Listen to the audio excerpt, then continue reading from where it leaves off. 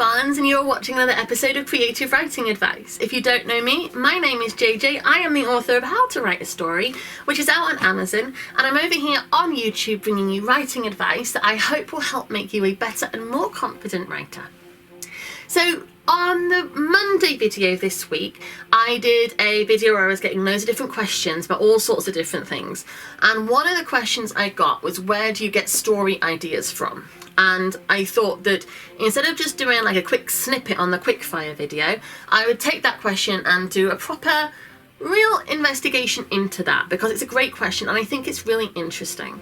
So today I am going to be doing where do you get story ideas from. I'm going to look at it, talk about it and discuss it and analyse it. Hopefully it will be a good way of getting more story ideas out there, and hopefully it'll help you get your story written too.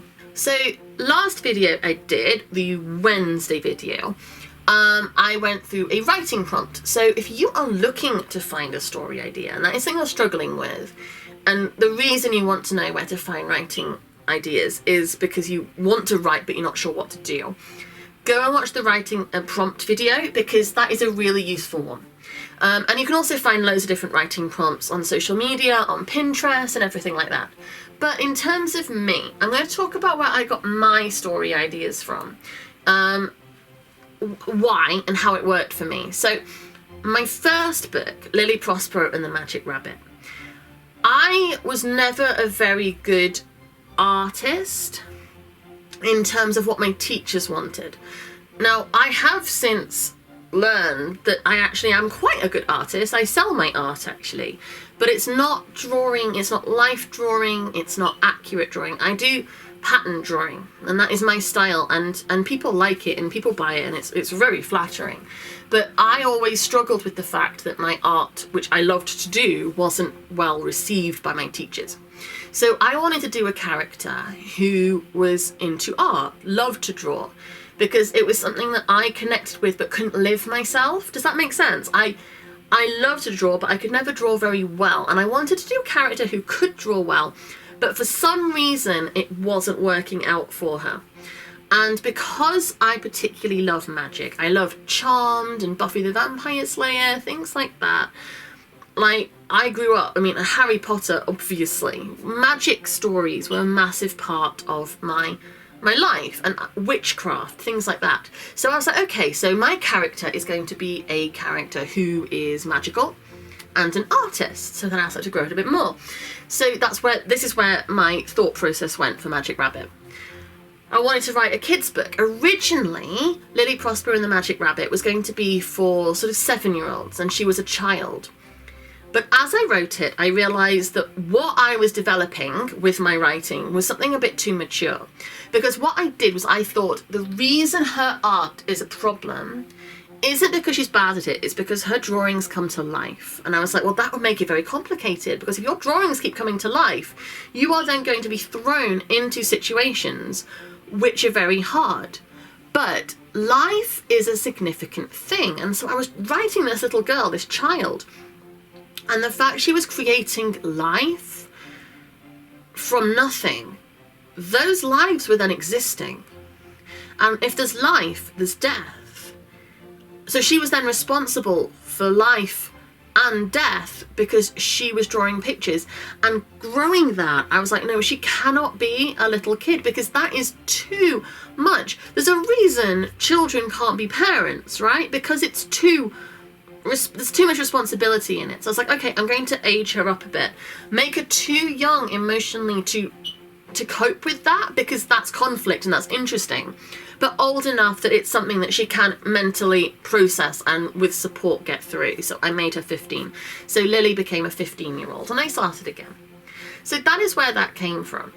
And then Magic Rabbit, because I used to have a pet rabbit called Jeffrey, which is the name of the rabbit in the book, and he was my house rabbit, and he used to follow me around like a dog, and he used to lie on the sofa and watch telly, and he was a brilliant rabbit, and I wanted to write a story about him.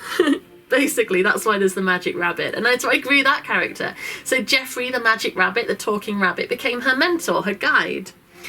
And that's how I came about with Lilly. I wanted to write about a character who had something that I wanted but didn't have, which was art. that people loved. And I wanted to make it complicated and difficult for her, obviously, which is why her drawings come to life.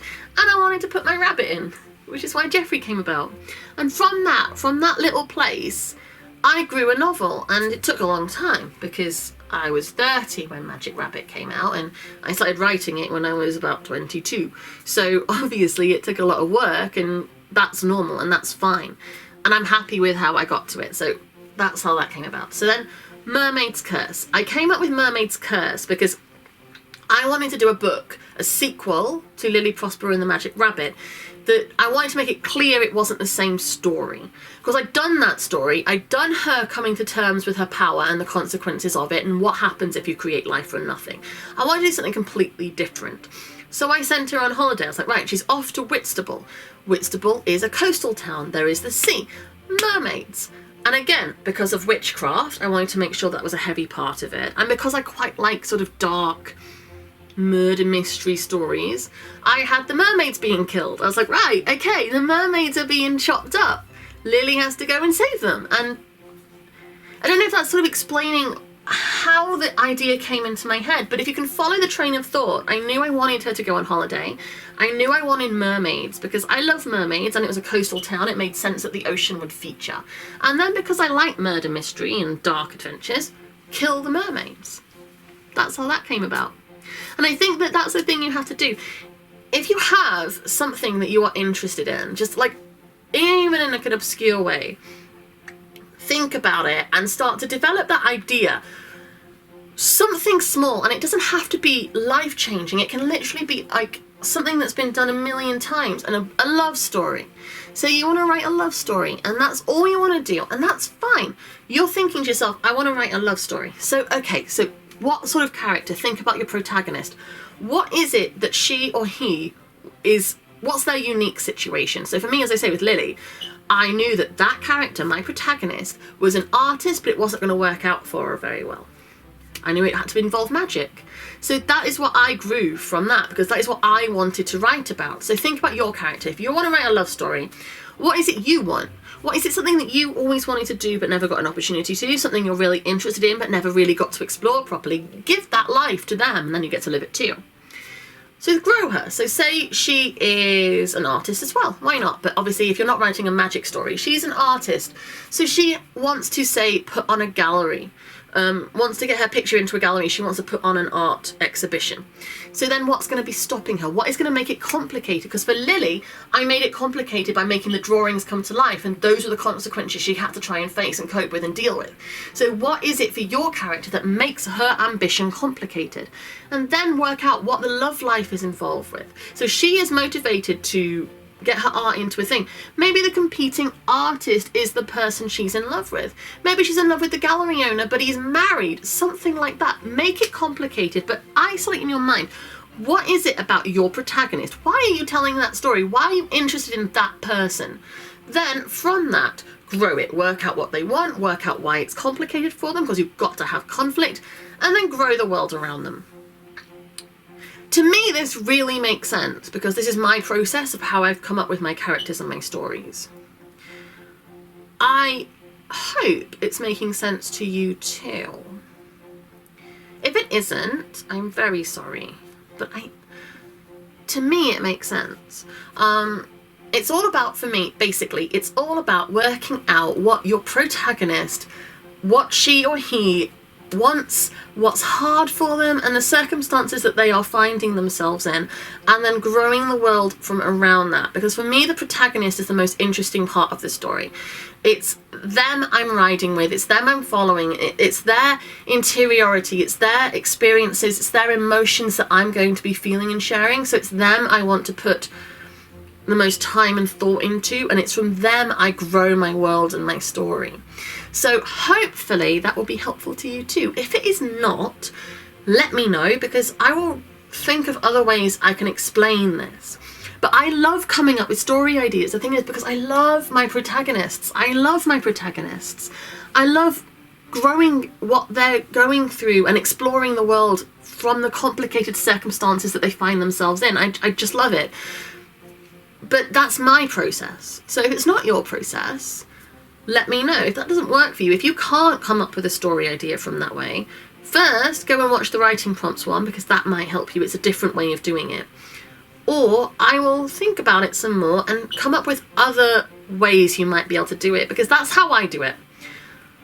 Might not work for you, but hopefully it will, because that's what I want to do. That's why I'm here. I'm hoping that the writing advice I'm giving you is helpful. So thank you very much for watching again. I will be back next week. Please subscribe to this channel. I'm putting out videos on a Monday, Wednesday and a Friday. If you go to my website, which is jjbarnes.co.uk, over there you'll find links to those books I've just been talking about, as well as my other book, Emerald Ren and the Coven of Seven, and the book I wrote with my daughter, Nature Girl versus Worst Nightmare. There's also links to my blog where I do other writing advice there too, my film and my TV work and all of that sort of stuff, and all my social media. Come and find me. I'm on Twitter, Instagram and Facebook, and I'm always talking about writing and everything else that I'm doing, as well as like yammering away about other things, including my dog and my children. So come find me, let's chat, and hopefully we'll make some more stories get out into the world.